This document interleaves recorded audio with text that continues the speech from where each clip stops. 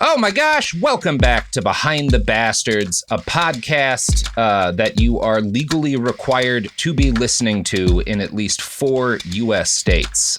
6 if you have a criminal record and are currently working through probation. Which 4? Which 4? Sophie, I don't have that information ahead of me right now. I was not prepared for a deeper bit than this.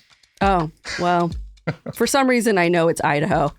That's because I am not a professional comedic actor, but you know who is, Sophie? Oh.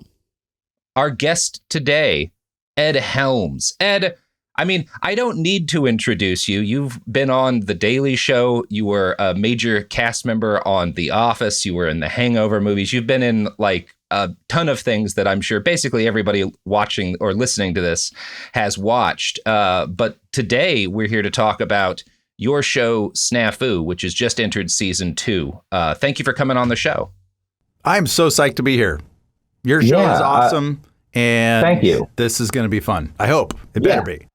I wanted to say so Snafu season 2. You talk like your show.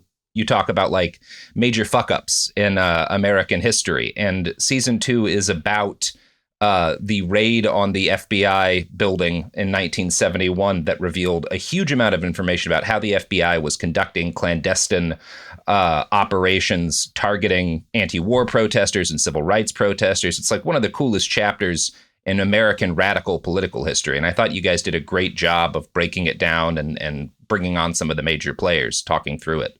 Yeah, thanks. We were incredibly lucky. It's a wild story, as you're getting at. Yeah. These citizens who were not at all professional thieves or criminals staged this incredible heist on the night of the Ali Frazier fight, which is very Ocean's 11. Yeah. We actually got Steven Soderbergh on the podcast to comment on that. But yeah, and they pulled off this elaborate heist. They broke into that FBI office in Media, Pennsylvania, stole every file, and then started leaking them to a very courageous reporter at the Washington Post named Betty Metzger.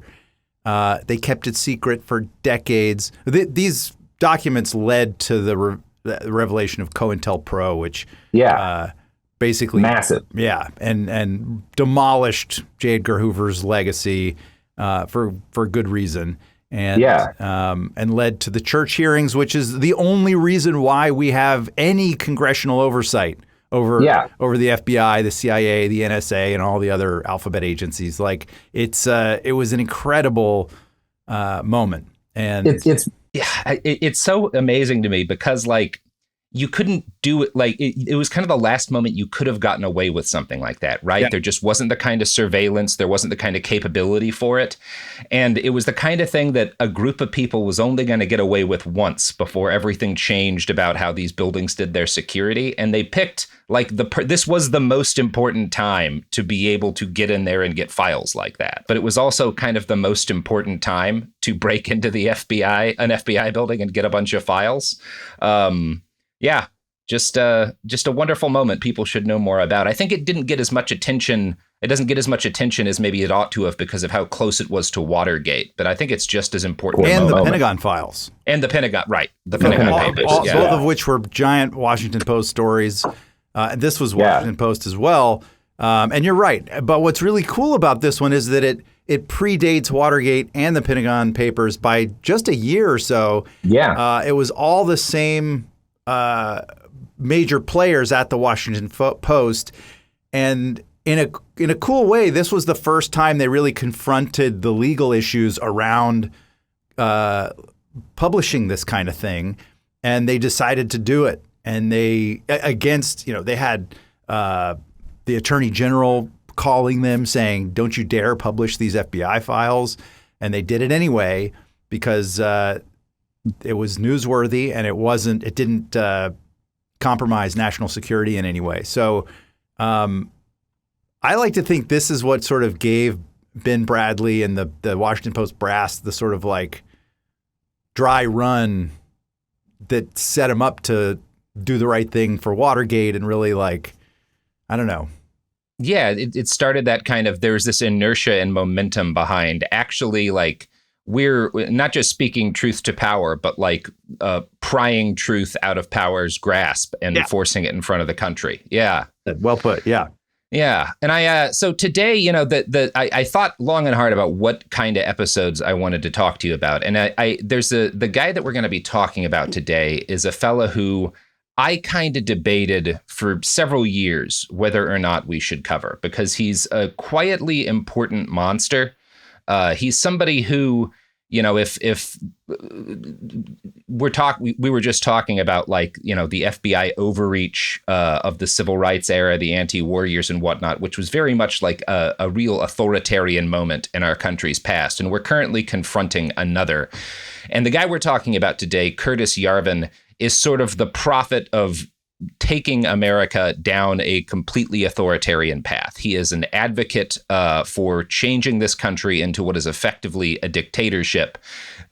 And unfortunately, he's a guy who's had a lot of influence in speaking to that. Have you heard of Curtis Yarvin before we started these episodes? No. I mean, I read a tiny bit about him yesterday, but that was... Yeah.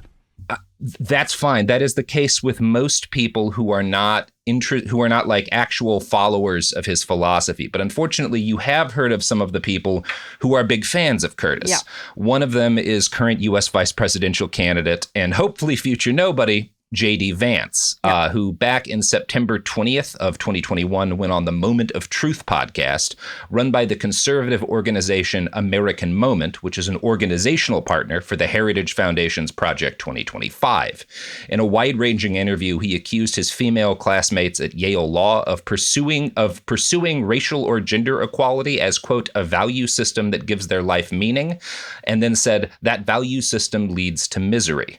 At another point in the interview, he asked if certain groups of people, particularly those from Muslim-majority countries, can, quote, successfully become American citizens. And then he alleged that the reason so many journalists are angry was not the rapid destruction of their industry, but because they didn't have any children, which inevitably, he says, leads to psychotic breaks. Now, a lot of this stuff has come out about Vance. When was that interview? 2021. That's wild, because for some reason I sort of thought that, like, he was kind of normal and then just saw a very cynical opportunity to get elevated if he endorsed Trump. And so he did that. And then everything else has been kind of a cynical, like trip down the Trump rabbit hole, just like so many Republicans have done. But that privately, like, he's kind of smarter than that. But what you're saying now is that he's like Trumpier than Trump on his own. He's a little bit. So Trump, I don't know how much Trump believes other than that Trump should have power.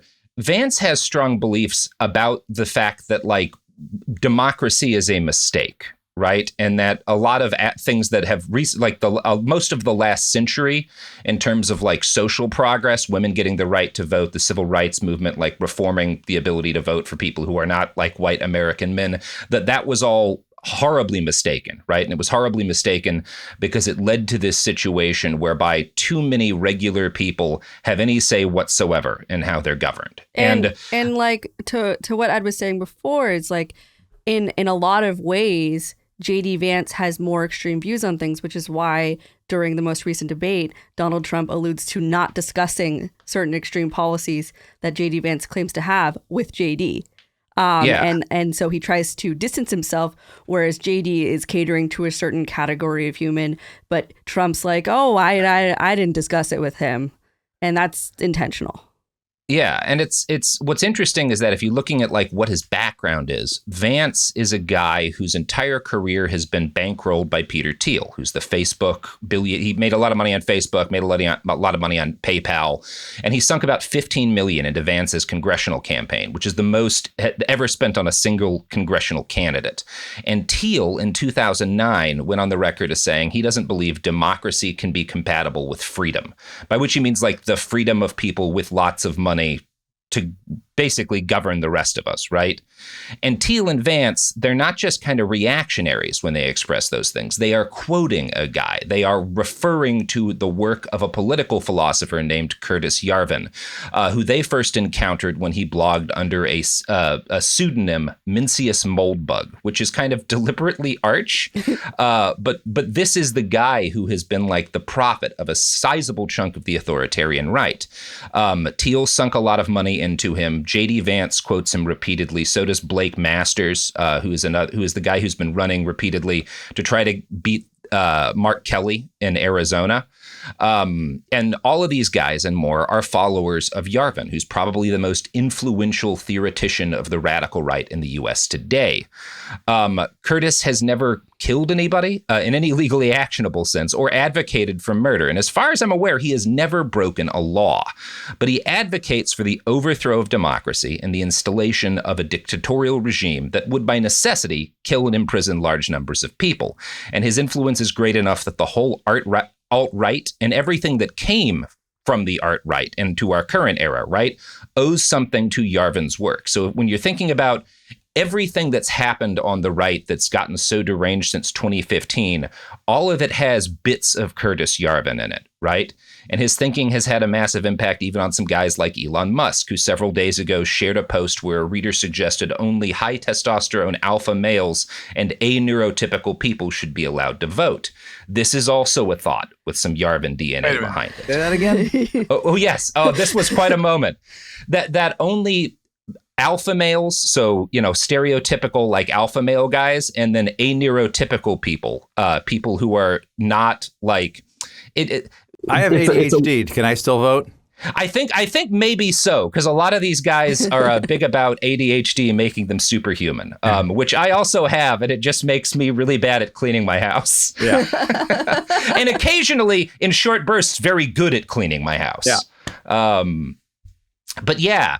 So these are the kind of like political ideas that you get when you take too much, read too much Curtis Yarvin, or listen too much to the people who have read a lot of Curtis Yarvin.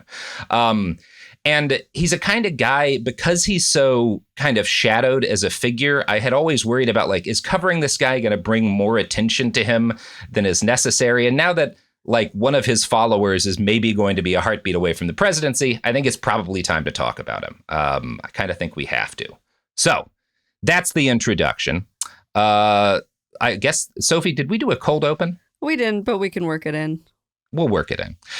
Curtis Yarvin was born probably in Brooklyn in 1973 on about June 25th of that year, likely. His normal wiki doesn't give a birth date, but Google's AI summary bot does, and it seems to be basing this on a bio of Yarvin in another wiki, which seems to pull from earlier versions of the original. It's like this AI slop stuff. So the gist of it is, I don't know his actual birth date, right?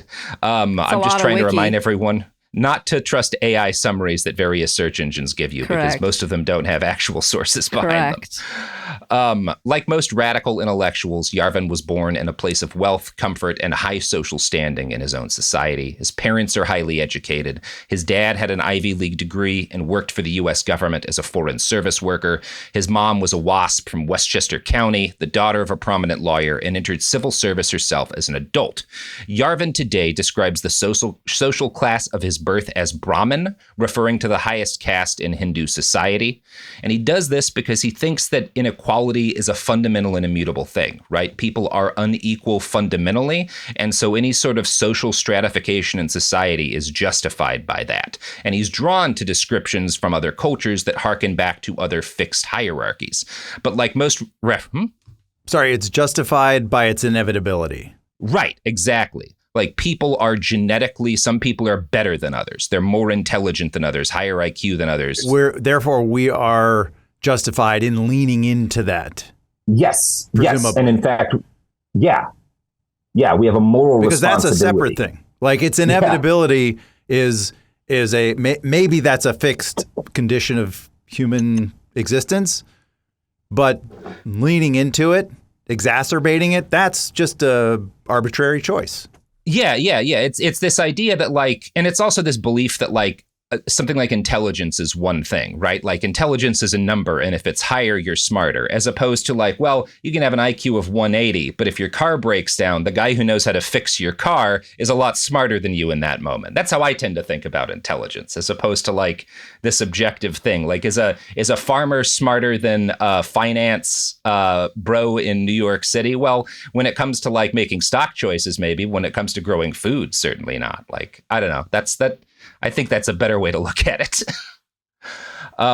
It's a weird thing. Like, just the existence of something is then makes it okay to then wherever it falls on the spectrum of good and evil, because it exists, it is therefore okay to do and heighten. Yeah, like murder. Murder is bad. Murder happens. It's a fundamental part of the human condition that people get murdered and murder one another. Therefore, yeah, absolutely. Therefore, I can murder anybody. Is that a comparable? Is that comparable logic? I think it actually is a very comparable comparison, right? That just because like there are like individuals are not the same, that we should like have some sort of and you're always picking when you're trying to acknowledge that like, okay, people are not. Like, people don't all have the same abilities naturally, right? Like, that's a thing that's objectively true. Michael Phelps was always going to be a better swimmer than me, for example.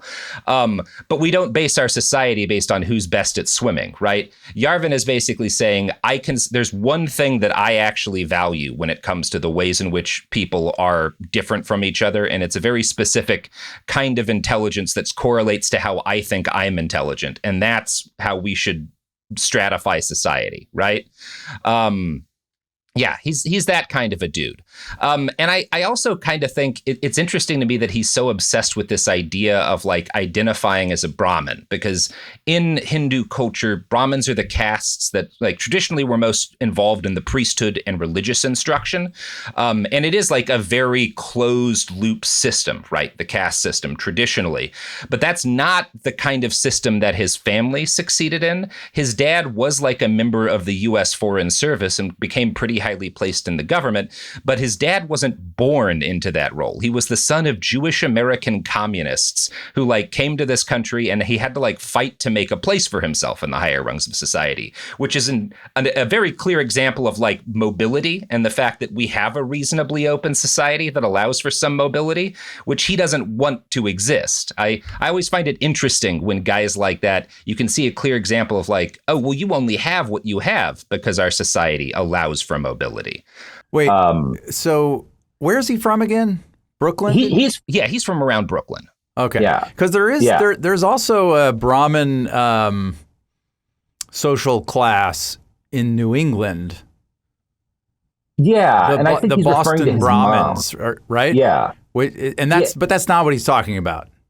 I mean, it's a little unclear to me because his mom is kind of like, you could probably call a Boston Brahmin, but he's referring to like, when he talks about his family being Brahmins, he's referring to the fact that his dad was also highly placed in the State Department. And his dad is definitely not a Boston Brahmin, right? Like his parents were Jewish Stalinists, which is not like a Boston Brahmin thing, no, right? Because that was like the Kennedys and like that ilk.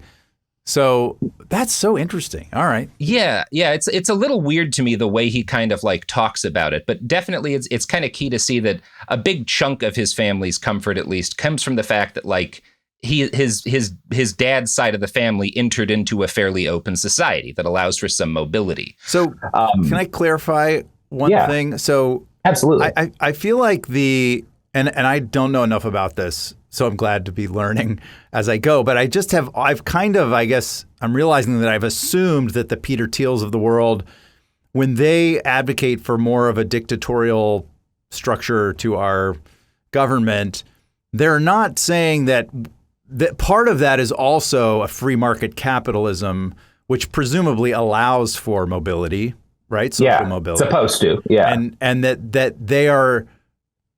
If anything, it encourages the best and the brightest to rise, and that's how they see themselves, as the best and the brightest that have risen.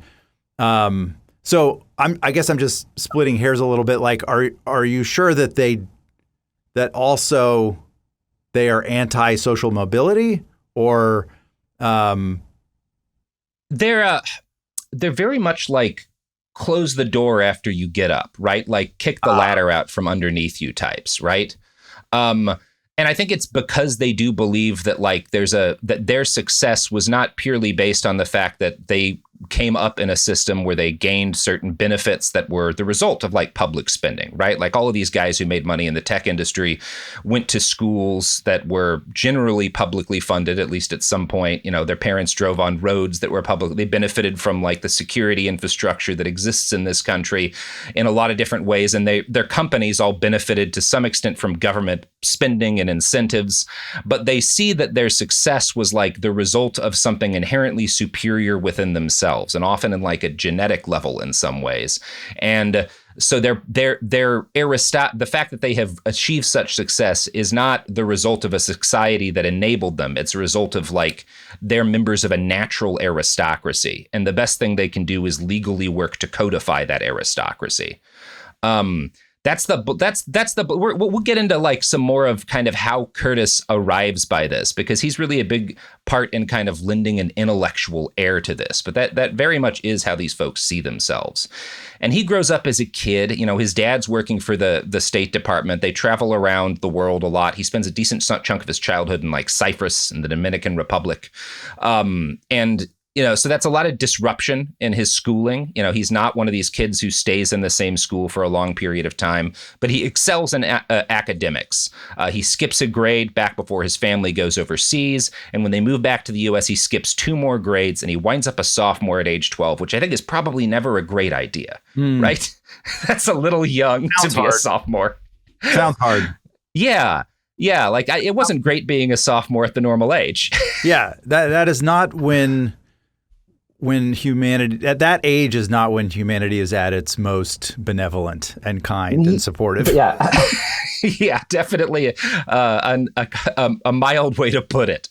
In one interview I found, Yarvin basically says like, yeah, it was whack that I was skipped ahead so far, right? Which now, was this because of academic achievement that he bounced ahead? Okay, so very bright kid.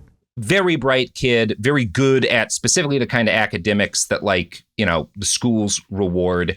And you can kind of read between the lines that he was the recipient of a decent amount of bullying, right? You know, and that's especially, I think it actually might be a little less common for kids in school now, but like, you know, even if you didn't get skipped ahead in school, high school has a lot of bullying in it. So I'm not surprised.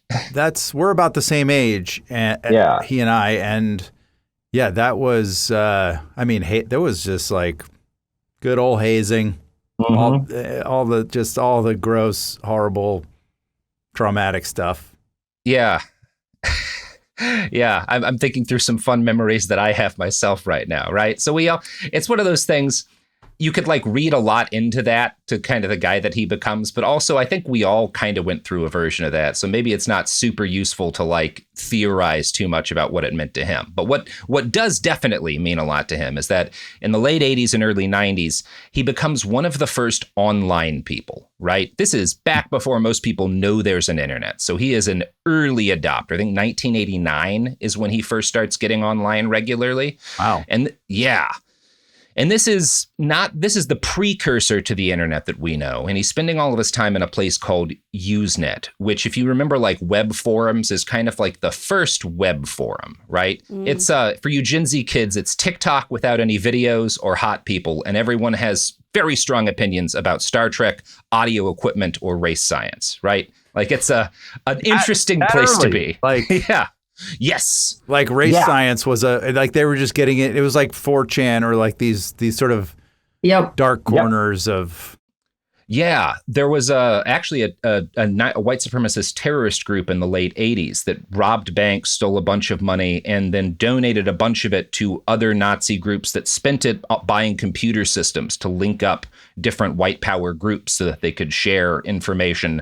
And, you know, there's evidence from as early as like the mid 90s of them talking about going into places where you can find fans of stuff like different kind of like sci-fi media who might be socially isolated and try to push propaganda onto them. So that actually does go back pretty far. Wow.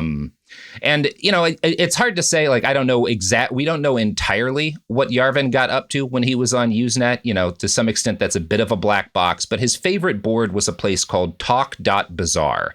And I've spent some time trawling the Usenet archives for talk.bazaar, which you can find still. Bazaar. Talk, that's like the names of, like, there's different talk boards, and one of them is like the bazaar, right? Okay. And it's like kind of fun. Yeah. I think it's where I would have spent time if I had been a little bit older. It's like the first place where you would find like internet humor, right? The kind of stuff eventually you would see on boards like Something Awful, and then 4chan, and now like all of Twitter culture, right? So it's inside jokes and memes and what we now call shit posting, right?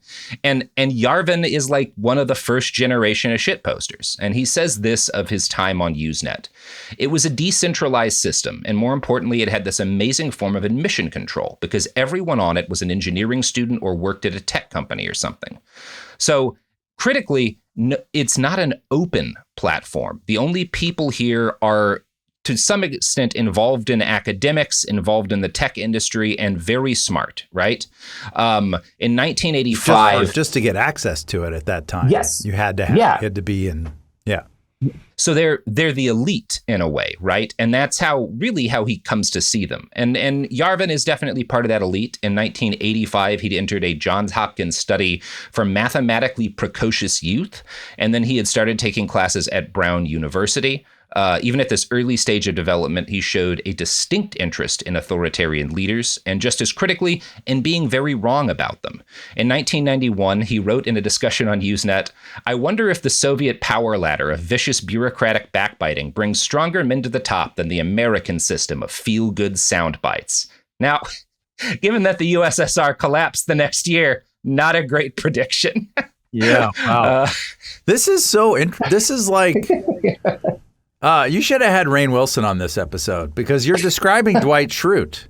Yeah. He's got more than a little bit of that, right? Yeah. Like a precociousness and a sort of very specific kind of brilliance and a preoccupation with like stern leadership. And and can you just imagine Dwight just telling everybody that he entered a Johns Hopkins study of mathematical precocious youth? That would be brought up constantly. By the way, if there is one way to guarantee you're going to get your ass kicked on a playground. So true. So true. With precocious mathematics. You're not even going to get out the first syllable of precocious before they start swinging. So while he is at college, Yarvin shows minimal interest in the humanities. He only takes 5 undergraduate courses in these subjects, focused on history and writing. Where is he in college now? Brown is where he starts at college, right?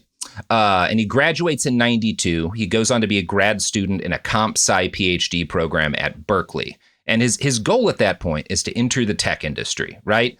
Which is just starting to really explode as the internet. This is kind of the immediate precursor to the big .com boom. And as he moves from high school to college, and then from college to grad school and starts flirting with big tech, he continues spending his time online, exploring his first political ideology. And he is initially a libertarian. And I want to quote from a profile Joshua Tate wrote about Yarvin for a book on the radical right. Quote, "Engineers like Yarvin are typically sorted through competitive academic programs, which they consider analogous to the competition imagined in a libertarian society.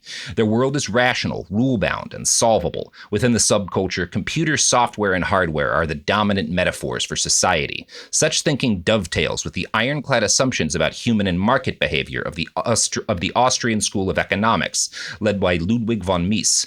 Tech culture's systems focus also accords with libertarianism's concentration on efficiency and solving government." And so he's one of these guys who, number one, comes to think, I've been sorted into this natural aristocracy based on my skill that I've earned. And the world around me, he sees, seems so chaotic, but the computer systems I'm working with are so sensible and ordered. And the companies that I am, interested in all seem to be so much more efficient than the government. Couldn't we fix the government if we made it more like a computer program and more like the tech industry, right? which you can't because people don't work that way. But there's always guys who think this way, right? And, you know, hopefully most of them, I think it doesn't lead anywhere but like some bad opinions on the internet. Unfortunately for Yarvin, it's going to go a little bit further than that. Speaking of disastrous ideological conclusions, you know who's never had any of those? Our sponsors. Allegedly. That'll be good. So we're back. Right. Now, the kind of thinking that Yarvin has about libertarianism, about being a part of this natural aristocracy, is not really congruent with human liberty in the broad sense, right? Because, you know, if you are able to, as a business owner, use your liberty like unconstrained by government regulations to dump poison in a waterway, right? That is, you are more free as the person running that business, but you're also destroying life and, you know, one would say harming the liberty of thousands of other people who rely on that waterway, right? So I would say, as someone who is like inclined to some libertarian ideas, I don't really understand why so many libertarians are obsessed with this kind of like ending of government restrictions on corporations. Yeah. And also, and another version of that, I find the anti-union rhetoric so it's so hilarious to me, because the formation of a union to collectively bargain with a CEO is the most like the most natural expression of free speech. It is. It is. Yeah, absolutely. It is such a natural and so to be like, you know, free speech. I'm a constitutional, you know, libertarian or whatever, and then also in the same breath be like unions should be illegal. It's the math doesn't add up. Unions are a natural growth and a natural oppositional force to exploitation. Yeah, and I think they also very objectively increase the amount of like freedom, right? Like if you're kind of looking at it that way, when people have a way to band together to oppose a much larger, more powerful, you know, a more moneyed interest, then they have more agency, you know, in their lives, right? Like that's I mean, definitely how I look at it. And I will say Yarvin does not stick with this kind of he actually is pretty good at not getting lost in this part of the discourse, right? Because he drops this idea that liberty is a value in any way, shape, or form pretty early on. Like he's not one of these guys who preaches libertarianism because he thinks that it's, or because he's trying to convince people that it's somehow better for human freedom.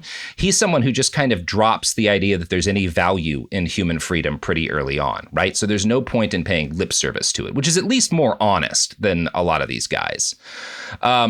Now, the major pivot point, which leads to him dropping his libertarian trappings and embracing this more authoritarian belief system, hinges on the place that he was and kind of remains his mental home, which is the early internet. The old days of Usenet were a simulacrum of what is today Yarvin's ideal society. As I stated before, back then you couldn't post unless you were someone with a degree of like skill, money, or access to a large institution. And so you would only get new users in any large amount every September when you get new college classes of kids who would get onboarded and start posting, right? And so for a few years, every September, the internet would be annoying for a while all these newbies came in who don't know like the social mores, and they would have to get acclimatized, right? But there were always more old heads, people who had been there a long time, to keep the new people in line. And there was this natural hierarchy based on age and technical skill. And then one year, late 1993, Usenet opens up to anyone with an internet connection. And suddenly you have what people call eternal September, right? Like it's never ended since 1993 because there's not been any kind of like guardrails to block new people from coming on after that point. This is, you know, it's an important moment in internet history. It's a catastrophic moment for Curtis Yarvin, right? And the mental impact this has is key to understanding him. In one interview with Tablet Magazine, he complained, "You had this sort of de facto aristocracy that didn't know it was an aristocracy, and then it fell apart. These are all big Lord of the Rings guys, so I'll use the Lord of the Rings analogy. They talk about this like the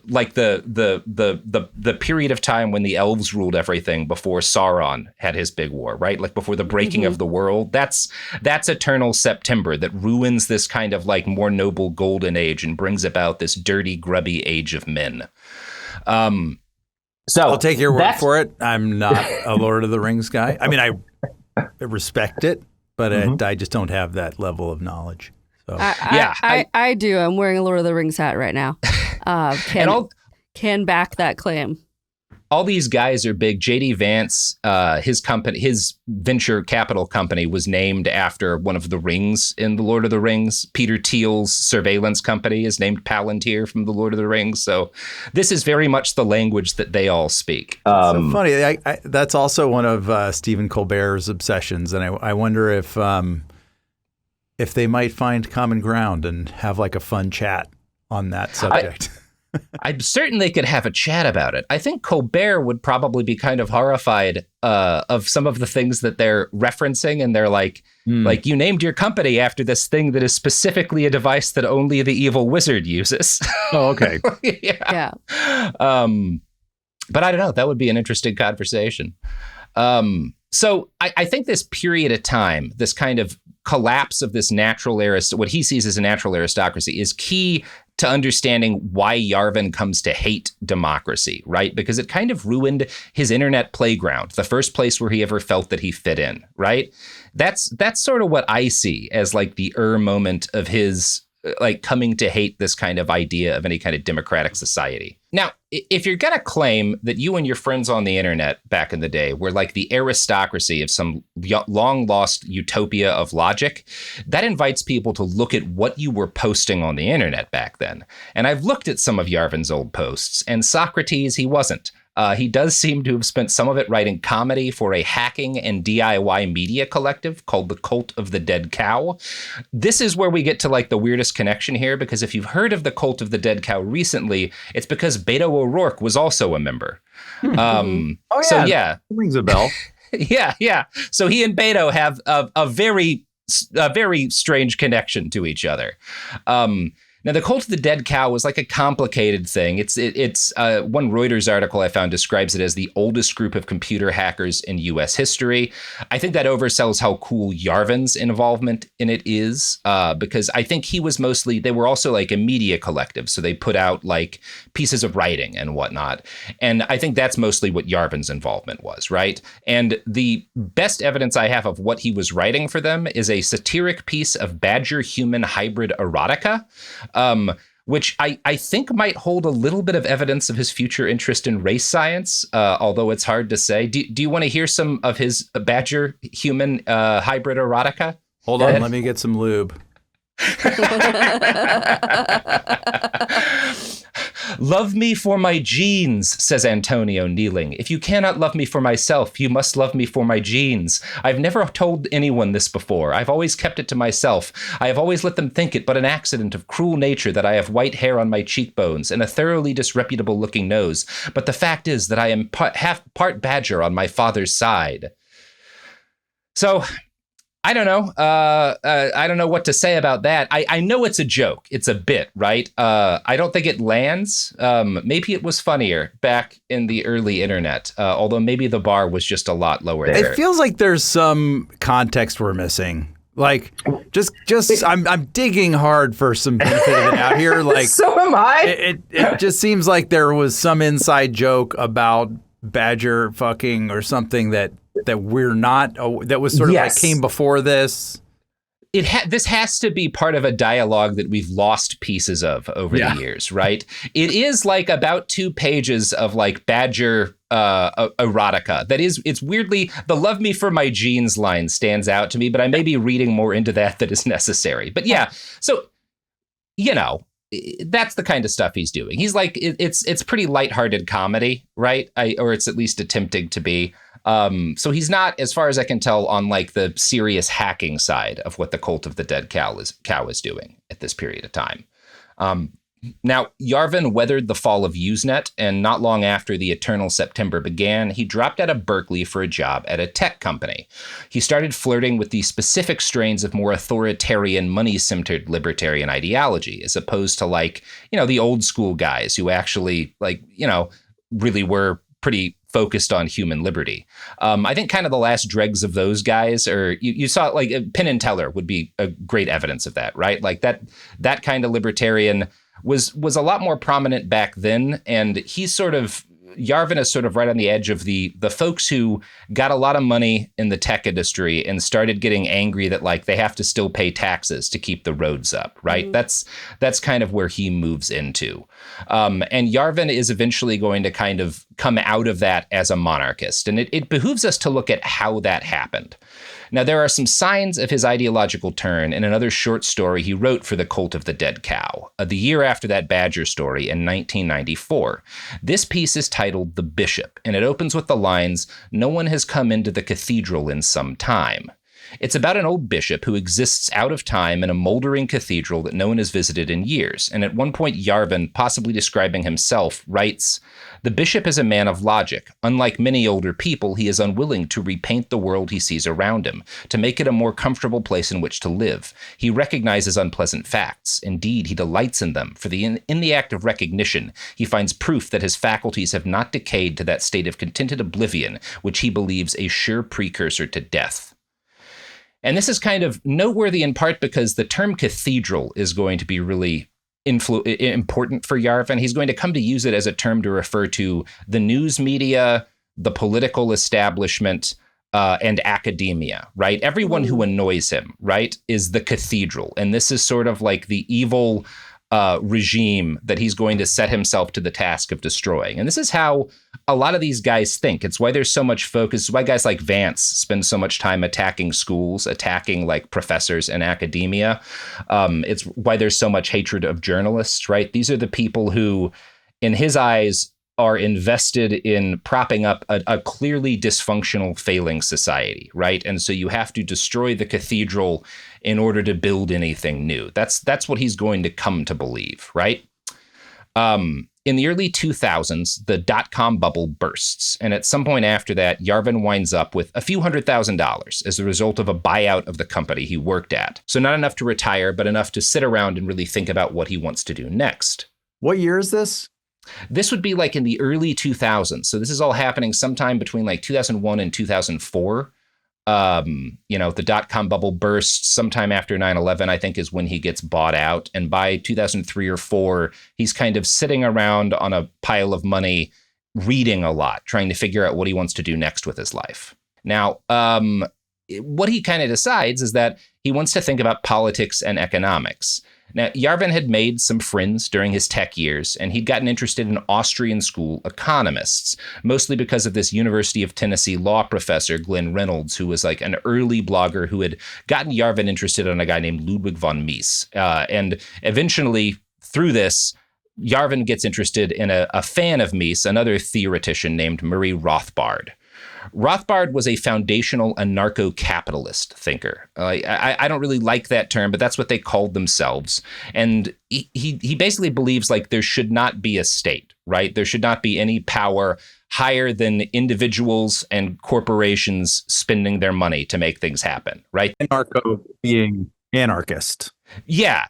And, I think a more... an anarchist would argue the fact that you have a bunch of money is as much a problematic hierarchy as, anything that the state does. And not necessarily you can't really be an anarcho-capitalist. A lot of people would argue. But Rothbard is one who feels basically that the primary reason the state is unethical is that it stops people from doing what they want to do with their money, right?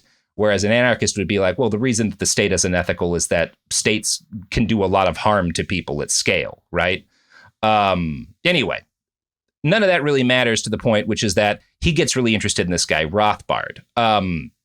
And Rothbard, one of the things that he writes about is this kind of anger at the concept of people advocating for civil rights, right? Anyone advocating for civil rights in Rothbard's mind is an enemy, right? Because the only way to advocate for civil rights is to advocate for the state to make rules about those rights. And that leads inevitably to tyranny. Rothbard wrote, "Behind the honeyed but patently absurd pleas for equality is a ruthless drive for placing themselves, the elites, at the top of a new hierarchy of power." And this is something you see a lot on the right today, this idea that like any group of people who are advocating for civil rights because they're being oppressed under the present system are secretly trying to make themselves rulers, right? All they really want to do is oppress you by, I don't know, getting the right to vote or own credit cards or whatever. So that's kind of like a big part of Rothbard's belief system. And Yarvin really takes to that. Now, and that quote that I just read from him came out in 95. So you get the kind of feeling like this is the sort of thinking Yarvin is hoovering up in that period right before, the dot-com boom and then the dot-com bust. And ultimately, his reading of these Austrian school guys leads him to another dude named Thomas Carlyle. Now, Carlyle has been dead for a while. He's a Scottish philosopher from the 1800s, and he's kind of seen as a proto to a lot of these kind of like more modern thinkers that he's reading. And Carlyle is, he's an authoritarian who believes that you need a strong man to stop groups of marginalized people from making themselves the new tyrants, right? And he's also, as we'll talk about, a massive racist. He's one of these guys who justifies slavery as being a fundamentally like ethical system for reasons of like basically certain people, like certain groups of people are different genetically. So slavery is a natural like hierarchy in society. So these are the kind of people that Yarvin is digesting when he comes upon the work of a fellow named Hans Hermann Hoppe. Hoppe is a German-born political theorist and a leading Austrian school economist. He's another anarcho-capitalist. And Hoppe is a big advocate of monarchy in a way that like he defines monarchy as a privately owned government as opposed to a democracy, which he calls a publicly owned government. And Hoppe believes that the transition from monarchy to democracy over the 20th century was like the big mistake that we made as humans and has caused nothing but civilizational decline ever since. And from Hoppe, Yarvin gets the idea that the best way to run anything is to have one guy be in charge of it, right? You can't effectively run an organization if there's any power sharing. The only way to do anything is to have a single person be invested with absolute power, right?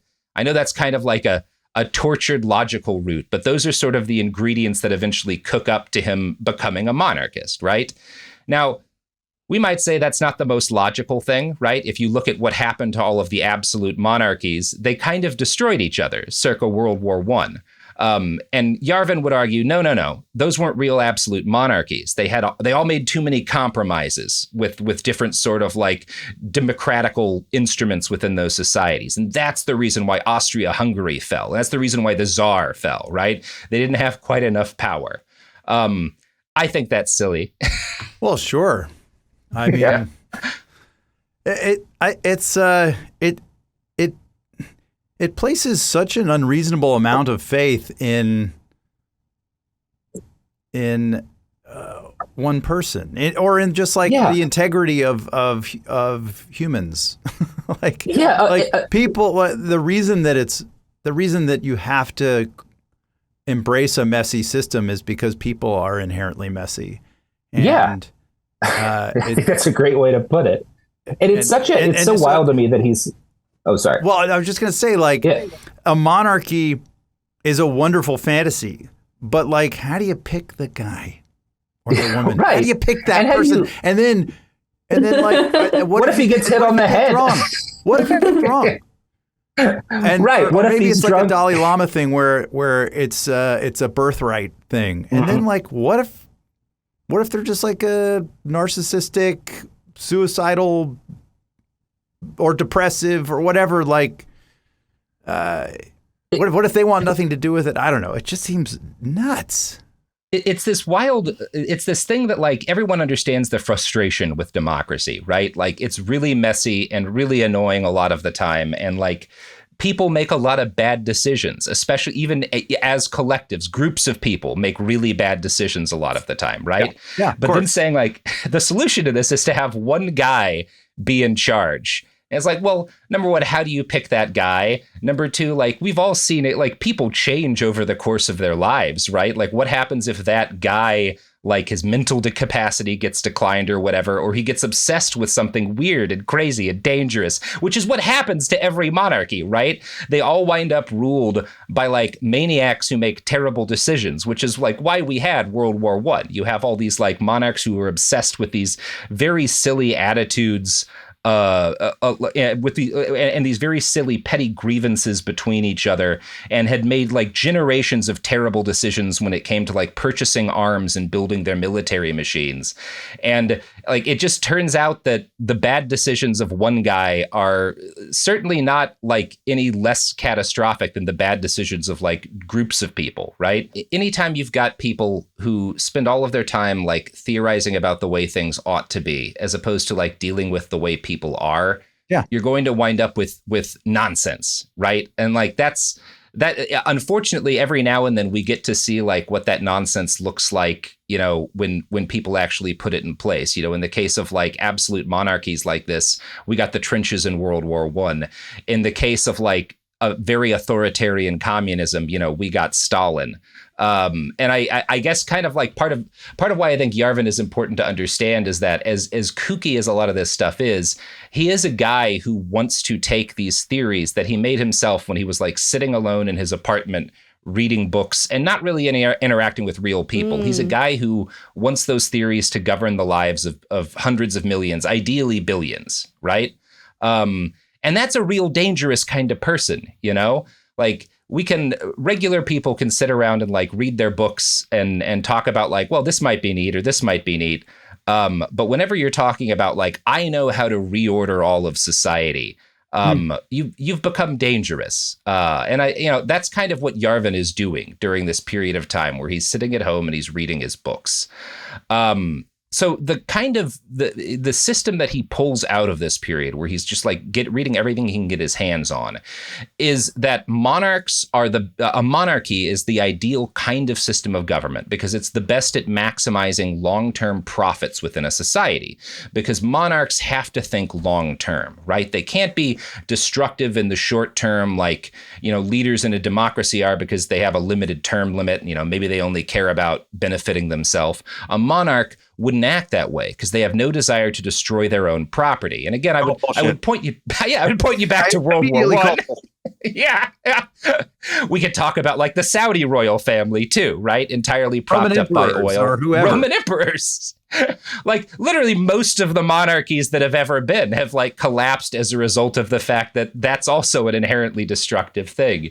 You know, some of that just comes down to human nature, but yeah. So he is, you know, and he's not, he winds up kind of, he does try to deal with the fact that monarchies clearly don't work the way that he thinks that they should. And he thinks that a big part of the issue is that they all make too many compromises, right? All of these monarchies that collapsed around the turn of the century had allowed some democratic elements into society. And they had allowed that because there were revolutions, right? People like occupied Vienna for a period of time in 48. Like there were a bunch of like socialist uprisings in the middle of the 19th century. And as a result, a lot of these absolute monarchies introduced reforms, you know, and he sees those reforms as this was like a terrible step that ensured their demise, as opposed to like, well, the absolute monarch chose to make those reforms because they could not hold on to power otherwise. But again, there's never a perfect logical consistency with guys like this. Can I ask a question? Yeah. So like if you're an absolute monarch, are you delegating anything? Then who are you delegating to? Like, what are the what is the is the like? Do you have to be just like an insane micromanager to be? I think because you have to have a bureaucratic structure under you.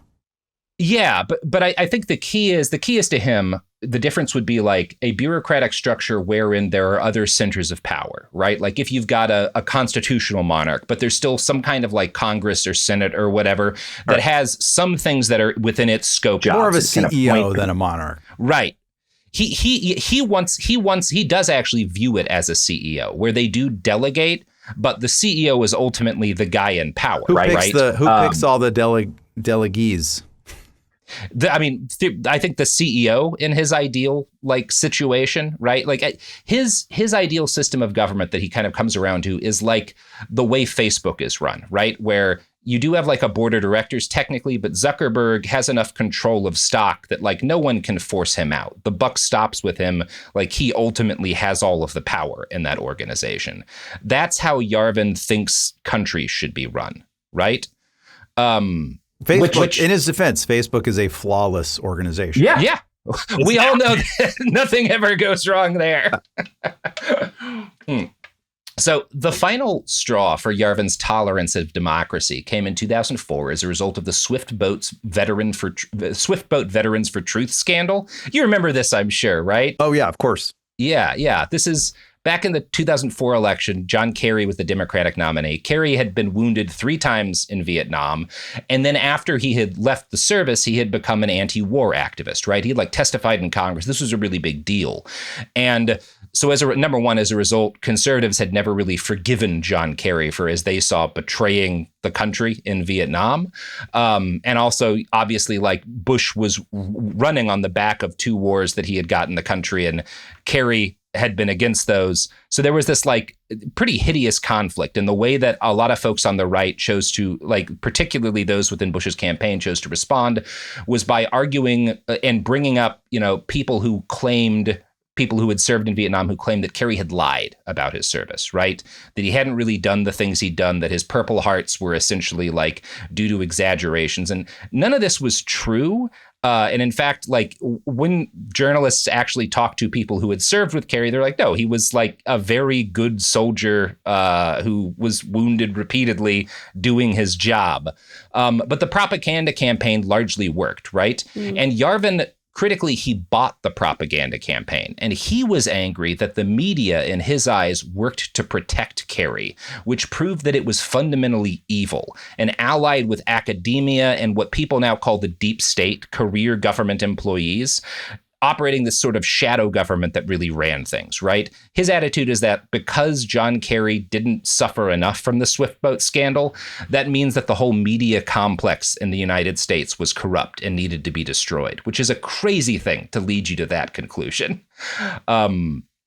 It's interesting to me because this guy really he tries to portray himself as this like dark philosopher, this like esoteric, almost political madman. But when you get right down to it, he's like your crank uncle who's angry about John Kerry on Facebook. Well, also the Swift boating, it's a weird thing to take from that whole chapter of American political history because Swift boating worked. Yeah, and the media, by the way, took the bait and just like amplified the story, and if they tried to protect Kerry, which I'm sure a few journalists probably wanted, certainly individuals, they failed. Yeah, they really it didn't work. That's how I would say is like, I think if you're saying what happened, the Swift boating thing is why I lost faith in the media, that's reasonable, but not for the reason he did. Right? Yeah. But anyway, that's where he goes. Right. So you should do an ad break. Yeah. Speaking of the shadow government that really runs things, that's who all of our sponsors are affiliated with. Allegedly.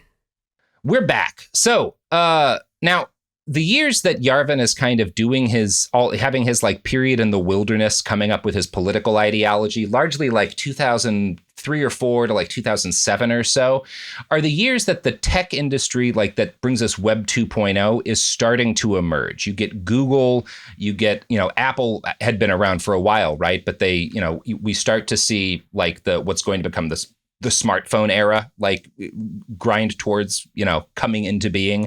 Facebook also starts like 2006 or 7, I think, is like when it very first starts out. So like this is kind of the early birth of the Web 2.0 era, which are all of these founder-driven startups for the most part, right?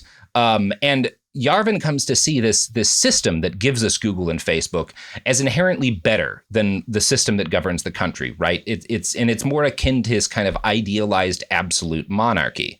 So by this point in time, around 2007, Yarvin has more or less come across all the ingredients of his new ideology, this kind of reactionary monarchism with Austrian economic tendencies. The problem is that none of these philosophers that he likes, these guys like Rothbard and Hoppe, have quite gotten it right. And so he decides, I've got to start putting my ideas out there. I've finally figured it out. I've consolidated the contradictions between all these systems. And now I'm going to start putting it out for people to see, right? So in 2007, he breaks out of this kind of chrysalis of reading that he'd put himself in, and he comes up with a blog under a pen name, Mencius Moldbug. And it's under this pen name that he's going to start writing a bunch of essays of political theory. In an interview with Max Raskin, Yarvin describes the origin of this nickname, Mencius Moldbug, this way. It came from 2 different handles I was using in different places. I would post occasionally on Reddit or Hacker News. Sometimes I would get banned and I would choose the name of a new classical figure, and I just happened to land on Mencius. And then I was doing some economics posting, and I posted something about gold, but I said mold instead of gold because I was talking about something with a hypothetical restricted supply. So it's just kind of like a foreign name, but it sounds like a little bit sinister. And it's interesting to me. Mencius, the first name, comes from a Confucian philosopher from the 300s BC, who was a major figure in that kind of thought. And he had, during the Warring States period, interviewed a bunch of different kings and written a book about like what he'd learned about ruling. Now, Mencius was kind of focused on getting monarchs to act more benevolently towards the poor and the downtrodden. So he's not really a figure that has a lot to do with the kind of politics Yarvin is about to espouse. I think he largely picked the name because it makes him sound kind of sinister. But he starts putting out his new thoughts on politics in this blog in a series of essays called Unqualified Reservations, all geared at getting his readers on board with the idea of reorganizing society away from democracy and towards a kind of enlightened one-man rule that he believes is going to work a lot better. Unlike most philosophers, Yarvin peppers his essays with casual slurs. In reading one where he talks about World War II, he refers to the Japanese repeatedly by a common slur at the time. And in another, he makes a satiric statement about how the indigent poor should be destroyed and turned into biodiesel fuel. This kind of stuff, it has the impact of getting like, on the rare occasions in these early days that like major news outlets will look at his work, they'll kind of decide to ignore him because it's this guy dropping a bunch of racial slurs and crude jokes. He's clearly not a serious thinker. But the other thing that this style of discourse does is it's very attractive to young men, particularly young kind of intelligent autodidacts in the tech industry who spend a lot of time reading the internet, right? And it is kind of in the same way that a lot of like the way people talk on 4chan is going to be attractive to these kinds of guys, right? And what you're seeing in these early Moldbug episodes with this use of slurs and these kind of like joking, not joking statements about killing poor people is the precursor to the way the alt-right is going to talk about issues, right? And use kind of humor and jokes that aren't really jokes to kind of push more extreme ideas, right? Moldbug is really the guy who starts doing that I don't know if you'd say he was the first, but he's certainly the first with a platform to be doing that in a way that's really influential to a lot of these people. I have 2 questions. Yeah. One is, are we sure we're pronouncing Mencius correctly? Is it not Mencius? I think it is Mencius, sorry. Mencius. Yes. But it's spelled, the other way. I have no idea. I just, when you said it was a Confucian, suddenly thought, well, maybe, anyway. Yeah, I think it is Mencius, yeah. And then my second question is, to what extent, I find the humor aspect of this fascinating because it raises the possibility, or I guess my question is like, where on the spectrum of like, just kind of like very mendacious and angry person who wants to reshape the world versus like all the way to the other end of just being like a really giddy shit stirrer gadfly who just wants to throw crazy ideas out there and get a reaction out of people the way like 90% of Twitter is. Like, where on that spectrum is he? Because it does sound like there's like churning up poor people to create biodiesel is a joke. It's a tasteless joke. It's like a Thomas Swift, or it's like a Jonathan Swift type joke, right? Like, it could be construed as just like trolling, right? Right.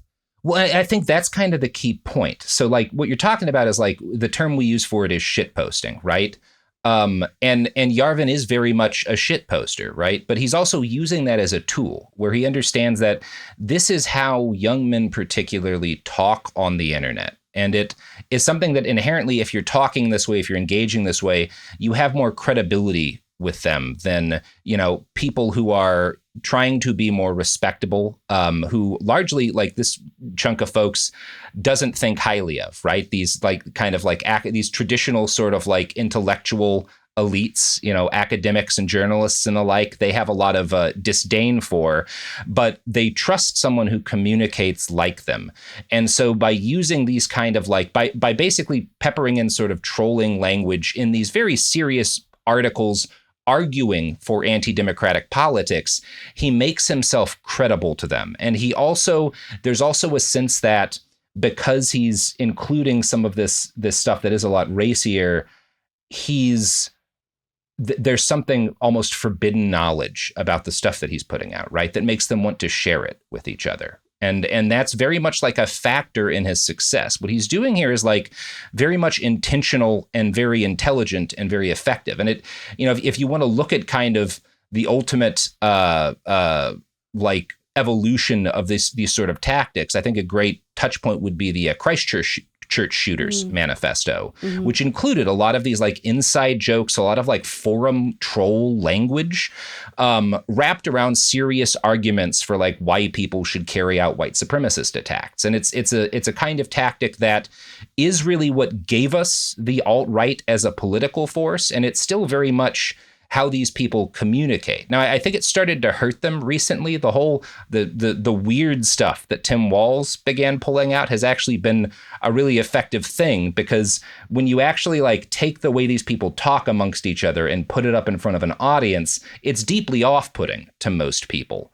But it also kind of led to this establishment of like an internal language for these folks that kind of led to an ossification of their ideological tendencies, right? We're all using the same kind of terms and words that we've come to recognize as like dog whistles for different things. Right. And Yarvin is really doing that in a very organized way. He's good at developing terms for people to use that get adopted on a large scale.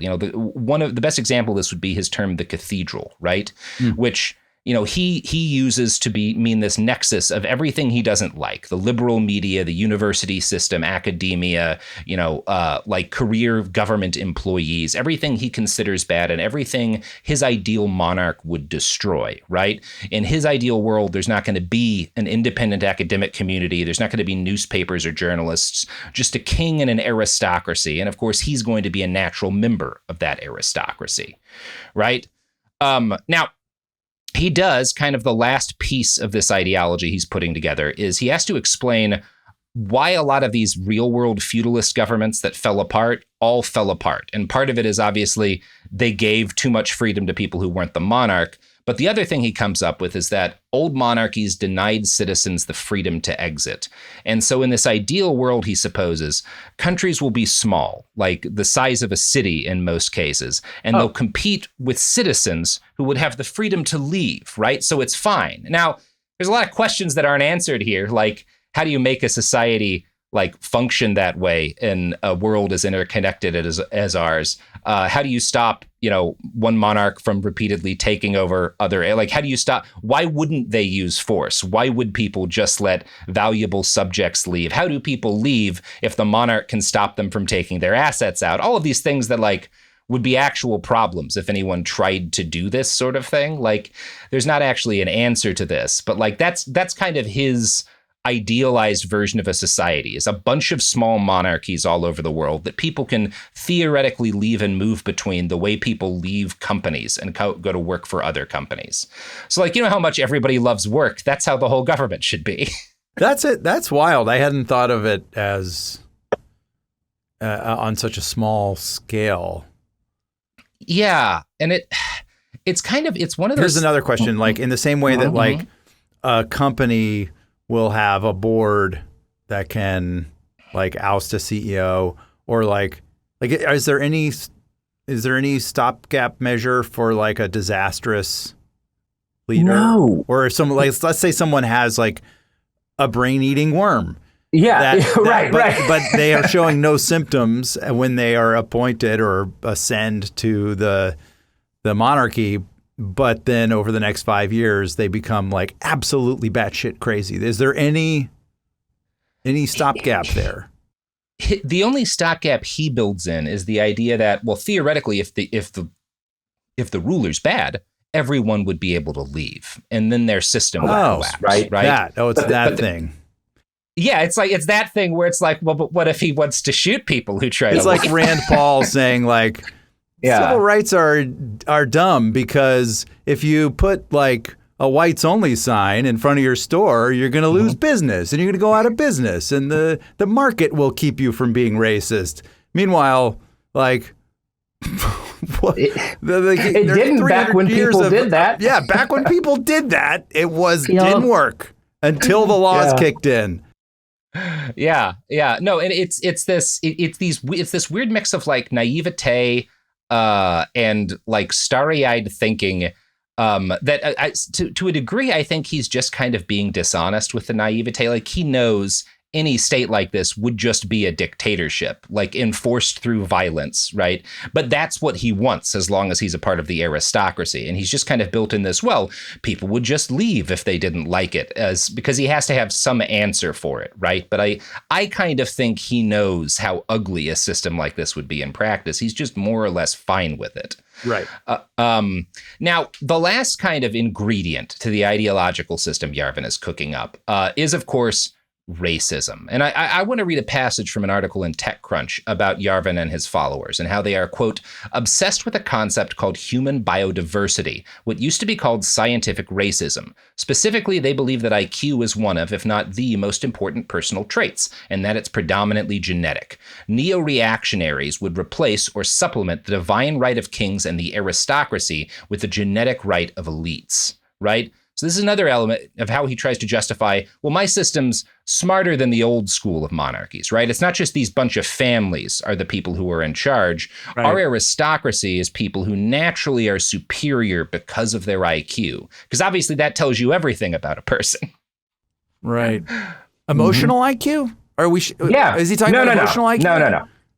That's not worth much to these guys. Absolutely not. Yeah. I'm for that. I'm for people with like very strong emotional IQs being in charge of things. Yeah. No. That's not the system we're going to have. Just a bunch of guys who are really good at coding, running everything, you know? That way everything can finally work the way Uber does. Oh, so I'll feel unsafe all the time. Yeah. Okay, cool. So it's probably not surprising. Moldbug's theories take off among specifically a lot of Silicon Valley young men, right, who are excessively online. And it also starts to take off. He begins being spread by a lot of like far right folks on the internet in kind of the mid-aughts who find his work and share it amongst themselves. It's just 2 years after Moldbug starts his blog that Peter Thiel gives a speech about democracy being incompatible with liberty. And Thiel starts putting money Yarvin's way. Right? He's probably the number one guy sending money towards Yarvin, he backs a tech company that Yarvin starts, and he's just generally sort of like his early sort of moneyed backer, right?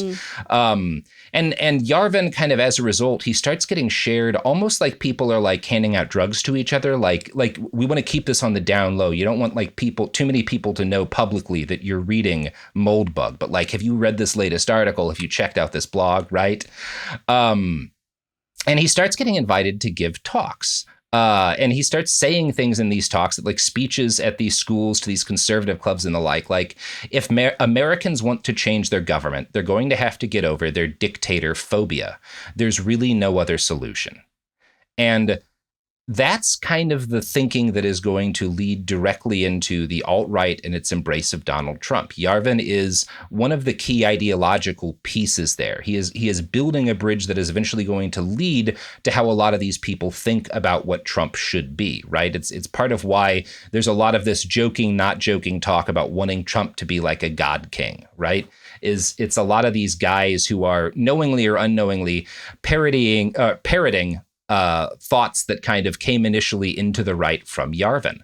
And yeah, that's part one. And part two, we're going to talk about like how he actually gets connected to politics and kind of where we are today with this guy. But yeah, how are you feeling, Ed? I'm a little rattled. It's dark stuff, right? Yeah. That's the right reaction. What happens if he is like in the court, the high court of this monarch, and gets a stomach flu and throws up during a ceremony of some kind, and is like sent to a dungeon for the rest of his life at no fault of his own? Like what? Which is a very reasonable expectation of a monarchical system. I think because. And so is he then sitting in the dungeon saying, it's still the best. This is still the best.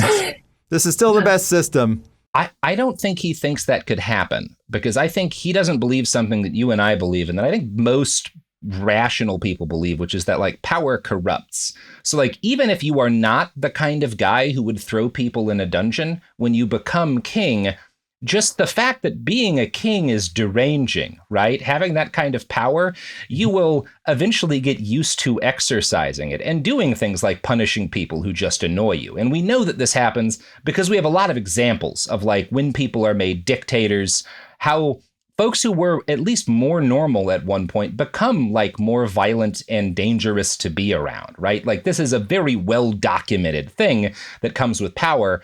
And I think he doesn't believe that fundamentally, because he thinks that power naturally accumulates in natural systems of elites, right? So it can't be bad for them. Or I suppose an argument might be, well, if I started to see those tendencies in the leader, I would then go to a different monarchy with a better leader. But what if it's like, what if you're the first one? What if you're the first example of that monarch? Of the guy going crazy? Yeah, of a guy going crazy. I think it's also like a failure. These guys all consider themselves historians, but they don't study history in any kind of like rigorous academic fashion. And like every time I hear this argument about, well, people would just leave, I think about like what happened to Jewish people in Nazi Germany, where if they wanted to leave, the state would take all of their property effectively, right? Some people did get to leave, but they didn't get to take their assets with them, right? Like that was theft was a part of the system. And it's a thing that a state operated by a single man with absolute power and a grudge can do.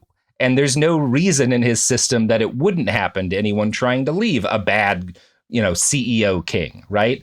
But I either, again, he's just not bringing this up because he doesn't care about the people he thinks this would happen to, or he just isn't read enough on the kind of history that's actually relevant to how a system like this would work in real life. That's what I would kind of suspect. Yeah. People have tried this, Curtis. Yeah.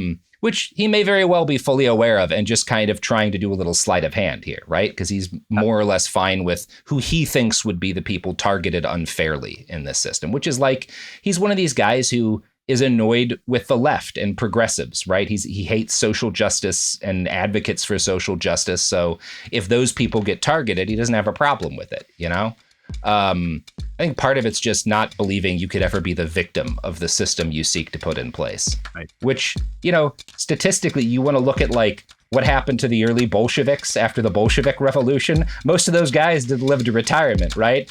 And you want to talk about like the first generation of Nazi street fighters. A lot of those guys didn't wind up retiring either. Anyway, Ed, let's retire for this episode until part 2. People should check out your podcast, Snafu. Season 2 is out now. And yeah, we'll be back on Thursday. All right. See you then.